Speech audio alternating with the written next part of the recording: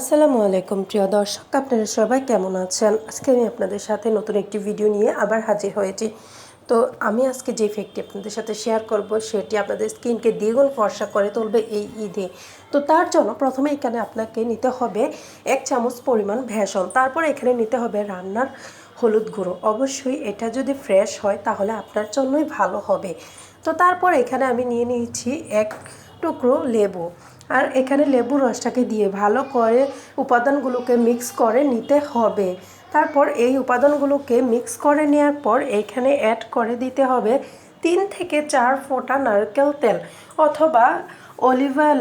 আপনাদের বাসায় যদি অলিভ অয়েল থাকে তাহলে আপনি চাইলে অলিভ অয়েলটা ইউজ করতে পারেন, তবে নারকেল তেলটা দিলে আপনি ভালো একটি রেজাল্ট পাবেন ইনশাল্লাহ।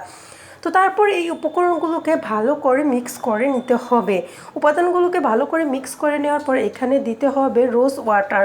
অবশ্যই এখানে গোলাপ জলটা দেওয়ার চেষ্টা করবেন, গোলাপ জলটা দিলে আপনার স্কিনটা দ্বিগুণ ফর্সা হবে।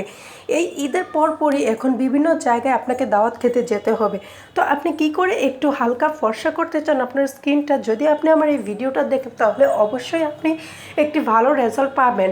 এটা দেওয়ার ফলে আপনার স্কিনটা ক্ষণিকের জন্য হলেও অনেক ব্রাইট করবে। আপনি যদি এই ফ্যাক্টটা কোথাও যাওয়ার আগে ইউজ করেন, মাত্র 10 মিনিট এটা আপনি আপনার স্কিনে দিয়ে রাখেন, তাহলে আপনি যখন যাবেন কোথাও অবশ্যই আপনার স্কিনটা অনেক গ্লো দেখাবে। আপনাকে কষ্ট করে ফেসিয়াল করতে যেতে হবে না, পার্লারে টাকা খরচ করতে হবে না। যদি আপনি একবার আমার এই ফ্যাক্টটা ইউজ করেন, আপনার ত্বক দ্বিগুণ ফর্সা হবেই হবে যদি একবার আমার এই ফ্যাক্টটি আপনি ইউজ করেন আপনার ফেসে। তো তারপর দেখুন এই 10 মিনিট পর আমি আমার যে ফ্যাক্টটা হাতে লাগিয়ে দেখালাম আপনাদের, এটাকে কি করবেন, যে লেবুর রসটাকে আপনি ইউজ করেছিলেন ওই লেবুর খোসাটাকে আপনি আপনার যে স্কিনে যে ফ্যাক্টটা আছে ওইটাকে এটা দিয়ে ক্লিন করবেন।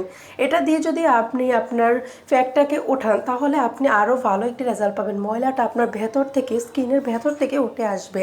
তো দেখুন মাশাল্লাহ আমার হাতটা কতটা ফর্সা হয়েছে, আমার হাত থেকে যত ময়লা ছিল সব উঠে গেছে। দেখুন কত সুন্দর হয়েছে। তো ভিডিওটি আজকে এই পর্যন্ত, সবাই ভালো থাকবেন, সুস্থ থাকবেন। আসসালামু আলাইকুম, আল্লাহ হাফেজ।